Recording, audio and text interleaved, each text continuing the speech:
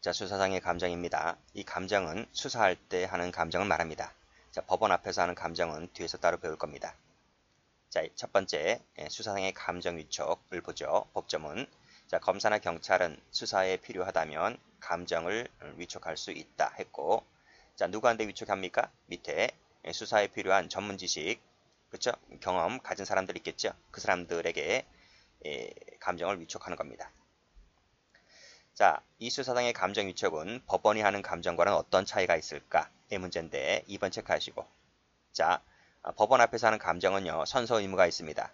또 거짓말하면 허위 감정죄로 처벌을 받습니다. 그리고 소송 관계인의 반대 신문도 허용되고 하는데 경찰, 검찰 앞에서 하는 이 감정은 선서 의무가 없다. 그리고 경찰, 검찰 앞에서 거짓말했다 하더라도 허위 감정죄에 적용받지 않습니다. 또 반대신문 이딴 거 허용되지 않습니다. 자, 이딴 것은 전부 다 법원 앞에서 할 때는 적용되지만 수사기관 앞에서 할 때는 적용되지 않는다. 자, 됐고.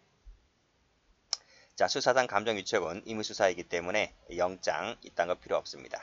자, 됐죠? 자, 그 다음, 자, 감정 유치갑니다. 자, 감정 유치라고 하는 것은 피의자의 정신을 감정받는 거야. 그쵸? 우리 친구들끼리 농담도 하죠? 자, 정신 감정 좀 받아보자. 그쵸? 얼마나 계속 햇소리 했다니까 이런 얘기도 농담으로 할 텐데, 자, 피의자의 정신이나 신체를 감정하기 위하여 이 정신병원이죠?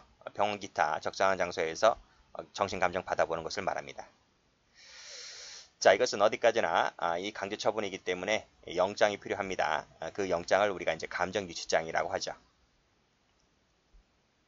자, 됐고. 그 다음에 대상 보시게 되면, 자, 1번 체크, 2번 체크. 요 시험 나온 적이 있습니다. 자, 피의자가 대상인데요. 자, 피의자가 대상인데, 피의자라면 구속, 불구속을 가리지 않습니다. 그래서 이것도 좀 봐두시고, 구속 중인 자에게도 감정 유치 가능하다. 정신병원에 데려가서 감정 유치 받아보는 거 가능하다는 거예요. 자, 피의자 아닌 자는 될까요? 피의자 아닌 자는 대상이 되지 않는다는 것도 정리를 해두시고. 자, 그래서 여기서는 피의자에게만 색깔칠할게요. 피의자만 된다. 자, 나머지 건 보시고요. 절차 볼게요. 자, 검사입니다. 검사 동그라미. 검사는 감정을 위촉하는 경우에 유치 처분이 필요하다고 볼 때는 판사에게 이를 청구하는 거죠. 경찰 안 됩니다. 경찰은 안 되고 검사만 됩니다. 자, 다음 밑에 거 쭉 보시고, 그 다음 밑에 보시면, 자, 판사는 청구가 상당하다고 인정할 때는 영장을, 즉 감정 유치장을 발부하는데요. 그 집행할 때는 구속영장 집행할 때 그 규정이 그대로 준용됩니다. 됐고, 판사는 청구가 상당하다고 인정할 때는 유치 처분을 한다. 그리고 172조의 규정이 준용된다 했는데 그게 밑에 나와 있단 말이죠. 그쵸? 읽어보시면 됩니다. 읽어볼게요. 자, 법원은 필요하다고 인정할 때는 감정인으로 하여금 법원 외에서 감정하게 할 수 있다. 자, 전항의 경우에 감정을 요하는 물건은 감정인에게 교부할 수 있다. 필요하다면 법원은 기간을 정해서 병원, 기타 적당한 장소에서 유치하게 할 수 있고 감정이 완료되면 즉시 유치를 해제해야 한다 라고 되어 있습니다. 이 기간을 정해야 돼요. 기간을 정해야 된다. 기간을 정하지 않고 이렇게 쓰면 틀려요. 필요한 만큼 정한다.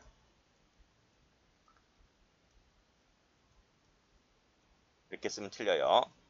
그리고 뭐 2개월의 범위 안에서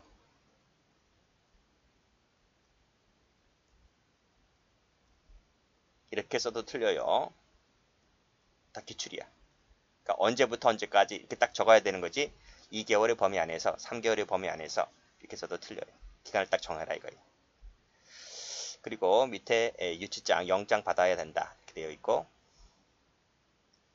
자, 법원은 직권이나 또는 신청에 의해서 사법경찰관리에게 간수를 명할 수 있다고 되어 있습니다. 자, 됐고, 읽어보면 되는 거죠? 자, 됐습니다. 다음 페이지 갑니다. 자, 감정 유치는 구속과는 달리 그 유치 기간에 제한이 없어요. 자, 유치 기간 만료 전이라도 감정 유치를 계속할 필요가 없다고 판단할 때는 석방을 할 수가 있기 때문에 구속과는 그 점에서 다르다는 것이죠. 자, 법원은 필요하다면 기간을 연장하거나 단축할 수 있고요. 그리고 그 연장 단축은 또 장소 변경은 결정으로 한다. 무슨 말이죠? 직권을 하는 거예요. 직권.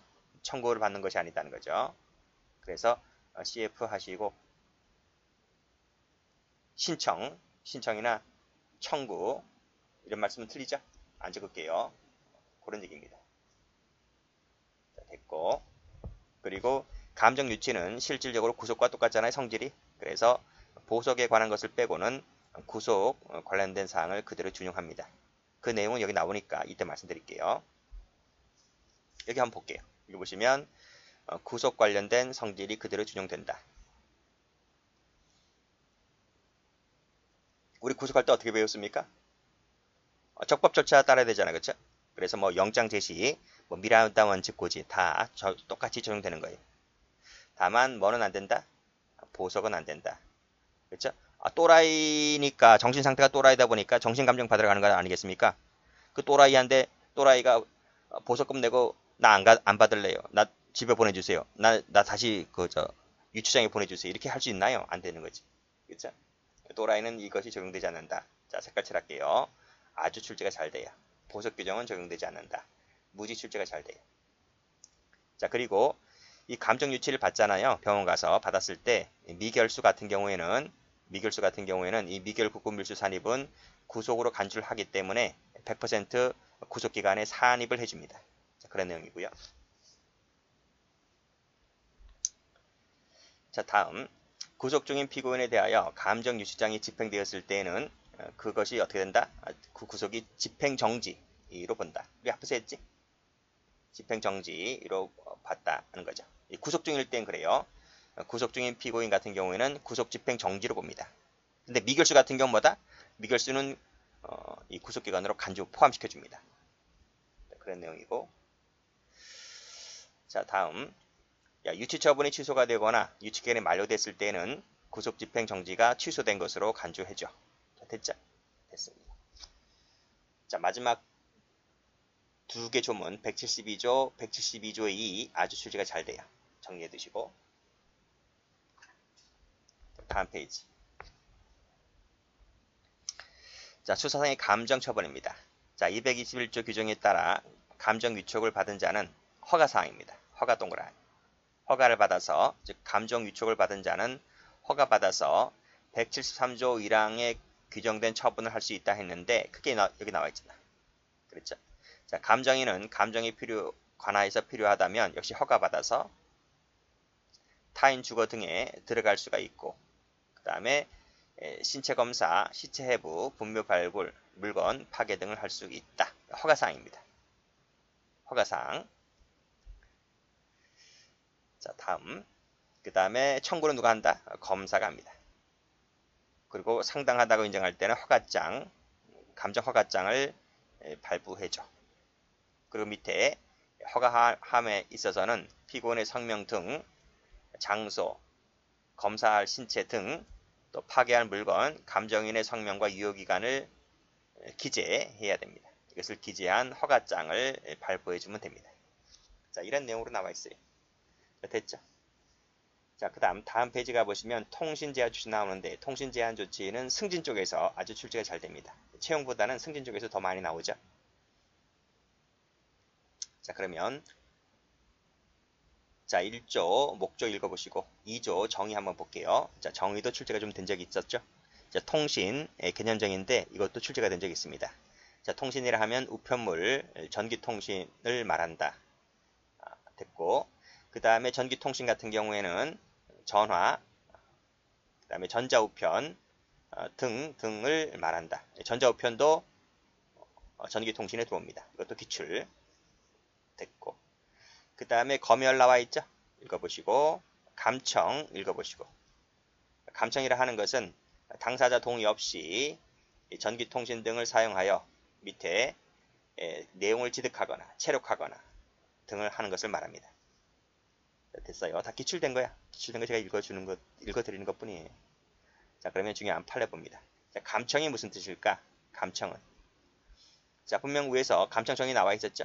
뭐 당사자의 동의 없이 뭐 전자장치 등을 사용해서 내용을 취득하는 것을 말한다 했는데, 그 내용 취득이라고 하는 것은 전기통신이 주고받을 때, 주고받은 것과 동시에 이루어지는 경우만을 말한다는 거예요.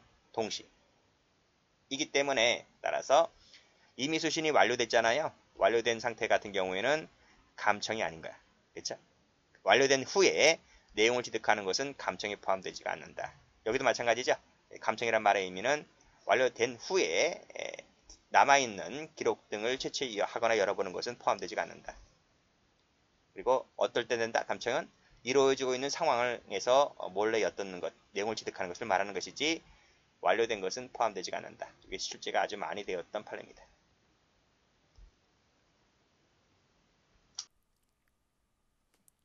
자, 다음 판례입니다. 제꺽쇠 1번. 자, 전기통신에서 말하는 감청은 제3자가 당사자인 송신인, 수신인의 동의를 받지 않고 통비법상의 행위를 하는 것을 요 감청이라 부르는 거예요. 그래서 요 제3자가 주체가 되는 겁니다. 자, 그런데 제3자가 아니라 요 당사자 일방이 상대방 모르게 청취, 녹음하는 것은 감청이 아닙니다. 이 사람은 당사자이기 때문에요. 그래서 전화 당사자죠. 핸드폰 서로 주고받고 얘기를 할 때 한 사람이 몰래 녹음 기능을 켜서 상대방과 말하는 그 대화 내용에 녹음 뜨는 것은 통비법상의 감청이 되질 않습니다. 제3자가 몰래 녹음 뜨면 죄가 되지만요. 자, 그런데 요 제3자가 당사자 일방의 동의는 받았습니다. 그런데 정작 이 당사자가 주고받는 그 상대방이 있을 것 아닙니까? 그 상대방까지 동의를 받았다면, 즉 제3자가 이 두 사람의 동의를 모두 다 받았다면 통비법 위반이 아니지만 한 사람의 동의는 받고 다른 한 사람의 동의는 받지 않았다는 거죠. 자, 그랬다면 이것은 통비법 위반죄가 됩니다. 이 지문이 출제가 잘 되죠. 꼭 좀 기억을 해두시고 뒤에도 또 한번 나올 겁니다. 자, 꺽쇠 2번입니다. 자, 인터넷 개인 방송 그랬는데요. 이 방송이 어디냐면 이제 아프리카 TV를 말합니다. 모르시는 분들 없겠죠? 아프리카 TV. 요즘은 다 누구나 알 겁니다. 뭐 이것 말고도 몇 개의 방송국이 더 있잖아요. 자, 여기서는 이제 인터넷 방송을 얘기하는 건데 이 방송도 통비법에서 말하는 전기통신에 해당한다는 것인데요. 요 지문이 출제가 된 적이 있기 때문에 기억을 해두시기 바랍니다. 자, 3번 갑니다. 3번 체크하시고. 자, 인터넷 개인 방송의 방송자가 그랬어요. 이제 여기서는 이제 여자 BJ입니다. 남자 BJ라고 보다는 이 사실관계를 보면 여자 BJ인 것 같아요. 자, BJ다. 자, 이 사람이 방송자입니다. 자, 비밀번호를 설정하는 등 요 비공개 조치를 안 합니다. 즉, 비밀번호를 설정하지 않았다고요. 자, 비공개 조치를 하지 않았다고요. 그러면 누구나 다 자기 방송국에 와서 시청을 할 수 있잖아요. 그치? 누구든지 시청할 수가 있기 때문에 따라서 요 시청하는 일반 시청자는 당사자가 됩니다. 방송의 당사자인 수신인이 되는 것이기 때문에 제3자가 안 됩니다. 그래서 당사자가 되기 때문에 이 시청자가 그 방송을 듣는 것은 또는 채록할 수 있잖아요. 뭐 이렇게 녹음 뜨는 기능이 있을 거예요. 그 녹음을 떠서 저장도 할 수 있는 거잖아요. 그랬다 손치더라도 이것은 감청이 되지를 않는다. 그래서 통비법 위반죄가 되지를 않습니다. 여기까지 한 문제. 자, 그러나 그 여자 BJ 방송자가 비밀번호를 설정을 해요. 그래서 설정을 해서 비공개 조치를 취합니다. 비공개 조치를 취했다는 얘기는 자기 방송을 누구나 다 보게끔 하는 것이 아니라 비밀번호를 걸어놔서 그 구독자라든지 회원제 뭐 등등 그런 제한된 사람만 시청할 수 있게끔 이 비공개 조치를 걸어두게 되면 누구나 다 시청할 수 있는 것이 아니기 때문에 따라서 그때는 허가를 받지 못한 사람이 이제 일반인이잖아요. 그러니까 일반인이 볼 수가 없어요. 그치? 그래서 그때 그 허가를 받지 못한 사람은 제3자가 돼버립니다. 따라서 이 제3자가 그 방송을 비정상적인 방법으로 시청하는 수가 있는가 봐요. 그랬다면 이것은 통비법상의 감청이 될 수 있다는 것이 판례입니다. 여기까지 또 한 문제. 그러면 여기서 이제 거론되는 제3자라고 했는데 이 사람이 누구냐면요. 그 방송을 듣는 회장이야. 뭐 인터넷 방송 좀 보신 분들은 알 거예요. 회장이 누구냐면 그 여자 BJ에게 별풍선을 제일 많이 쏜 사람입니다. 제일 많이 쏘게 되면 이 여자 방송국의 그 회장 1등이 돼. 1등. 1등이 되는데 그 1등이 되려고 하는 이유가 뭡니까? 아무래도 여자가 얼굴도 이쁘고 몸매가 좋아요. 그러면 제일 많이 별풍선을 쏘았기 때문에 여자가 그 회장에게 그 어장을 관리하는 거, 어장을 관리하기 때문에 한 번쯤 밥을 사둔다든지 뭐 만남을 가져요. 만남을 갖기 때문에 그런 차원에서 이제 고객 관리를 하는 거예요. 근데 이 제3자가 회장이라는 사람이 사심이 너무 컸어. 자기 주제의 신분은 파악하지 못하고. 그래서 뭐 예전에 제가 신문 기사, 인터넷 기사를 읽어보니 정작 이 회장은 별풍선을 많이 쏘았긴 쏘았지만 뭐 월세방에 살고 있는 뭐 변변치 못한 뭐 일자리도 변변치 못한 그런 사람이었단 말이죠. 그래서 뭐 사채도 쓰고 뭐 카드도 카드깡? 카드 뭐라 그러지? 신용 뭐죠? 그런 거 있잖아요. 그 카드 대출 그런 것도 받으면서 뭐 몇천만 원 빚을 지면서까지 이렇게 별풍선을 쏘기도 했단 말입니다. 그런데 자꾸 찝적대니까 이 여자 BJ가 이제 비밀번호를 걸어두는 거야. 들어오지 못하게 하게끔. 심지어는 이제 블랙을 걸은다고 하는 거죠. 블랙을 걸어서 아무리 회장이라 할지라도 블랙을 걸어두면 자기 방송이 못 들어온단 말입니다. 그렇죠? 그렇게 조치를 취하니까 이 남자 회장이란 사람이 어떻게 해서 또 들어와. 예를 들면 그 아이디를 한 개 말고 최대 5개까지 만들 수 있을 거예요. 그렇게 아이디를 여러 개 만들어서 가명을 쓰면서 이렇게 마치 시청자인 고객인 것처럼 해서 뭐 어떻게 들어오는 수가 있을 겁니다. 그래서 들어와서 이렇게 시청을 했다는 거지. 그때는 초대받지 못한 사람이 들어온 것이기 때문에 그때는 감청이 될 수도 있다 이런 말이죠. 다만 이 방송자 여자 BJ가 이 제3자가 그렇게 녹음 시청하는 것을 알 수 있었음에도 여자 BJ가 방송을 중단하지 않아요. 배제를 하지 않아요. 즉 강퇴, 블랙을 걸지 않는단 말입니다. 그렇죠? 그렇게 해서 계속 방송을 진행한다는 거죠. 왜 그럴까요? 좋아서? 그게 아니라 여자도 이게 직업이잖아요. 직업이기 때문에 방송을 계속 할 수밖에 없고 또 그 많은 방송을 보고 있는데 그 사람이 이 회장 혼자만 보는 게 아니잖아요. 수십 명, 수백 명이 보는 것이기 때문에 그 수십 명, 수백 명을 위해서라도 방송을 중단할 수가 없는 거죠. 그렇죠? 그렇기 때문에 이렇게 방송을 진행할 수밖에 없는 것인데 그래서 승낙 용인했다고 보고 있지만 그것이 뭐 좋아서 이렇게 했겠습니까? 뭐 묵시적도 방송을 계속 진행할 수밖에 없는 것도 묵시적 용인일 수밖에 없는 것인데 자 그랬다면 즉 방송을 중단하지 않았거나 배제하지 않았거나 했을 때에는 이때 그 제3자는 당사자가 될 수가 있기 때문에 제3자가 아니라 당사자가 될 수가 있기 때문에 그자가 방송 내용을 지득채록하는 것은 감청이 아니라는 내용의 판결입니다. 자 됐죠? 자 여기 비공개 조치를 취하지 않았다 라고 할 때는 감청이 안 된다는 거 알아두시고 자 비밀번호를 설정하는 등 비공개 조치를 취했다고 한다면 감청이 되는 것이고 자 방송을 중단하지 않았거나 배제하지 아니했 채 방송을 계속 진행했다면 역시 감청이 되지 않는 것이고 자 이렇게 정리를 해두시기 바랍니다. 자 시험은 여기 한 문제, 여기 한 문제, 여기 한 문제 전부 다 각각 출제가 되었습니다. 자, 그 밑에 통비법 제3조입니다.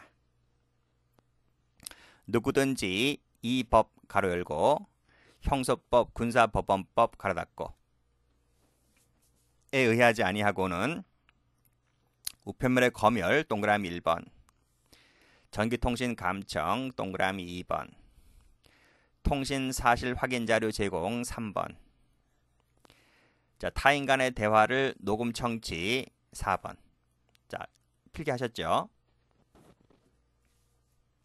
즉 1번, 2번, 3번, 4번을 하려면 법의 근거를 가져야 됩니다. 이 법, 통비법 있죠? 통비법, 형소법, 군사법원법의 근거를 두어서 검열도 할 수 있고 감청도 할 수 있고 자료 제공도 할 수 있고 타인 간의 대화를 녹음 청취할 수 있다는 거예요. 그 외의 경우는 안 돼요. 반드시 법의 근거를 가져야지만 되는 겁니다. 설령 법의 근거를 가진다 손치더라도 어디까지나 이것은 보충적인 수단으로 이용되어야 하며 침해가 최선에 그치도록 해야 된다는 것입니다. 자, 판례 보면 자, 방금 3조 1항 읽었죠? 여기서 공개되지 아니하였다는 것은 반드시 비밀과 동일한 의미이다 하면 틀려요. 아무것도 아닌 내용 같은데 그게 출제된 적이 있고요.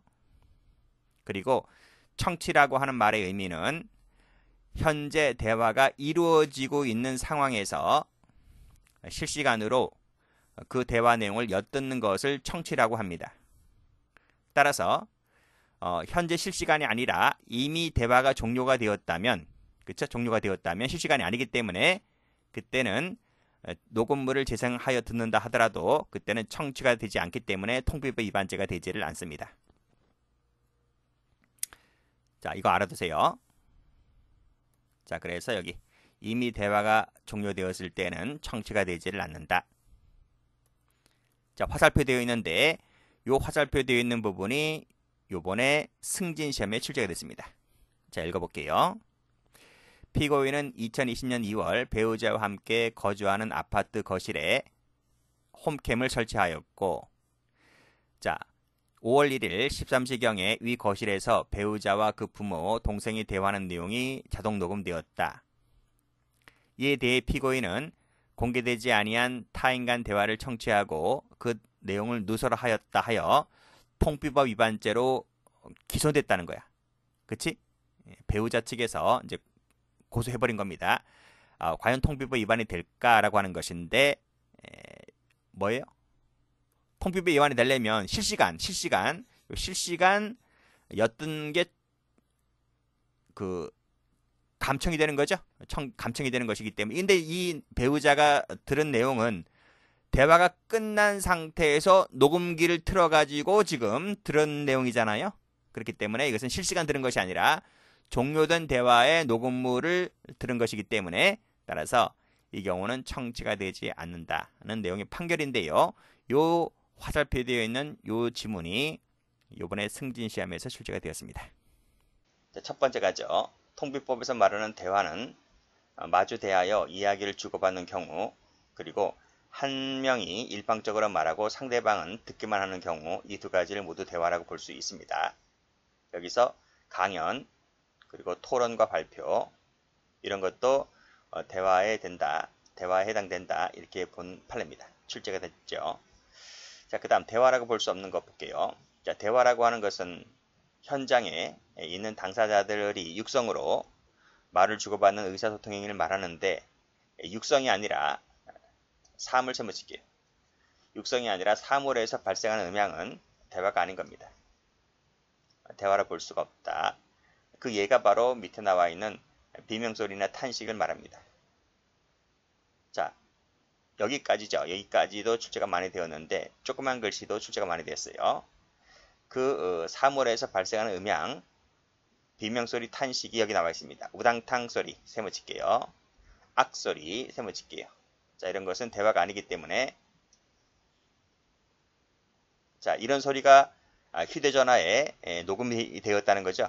그렇지만 통비법에서 말하는 대화에 해당하지 않으므로 이 휴대전화에서 들려오는 우당탕탕 소리, 악소리라는 것도 증거 능력이 있다, 이렇게 본 겁니다. 자, 그리고 무전기 세무칠게요. 무전기도 통비법에서 말하는 전기통신에 해당한다는 거죠. 전기통신에 해당한다는 말이 무슨 말이에요? 그 말은 전기통신의 감청에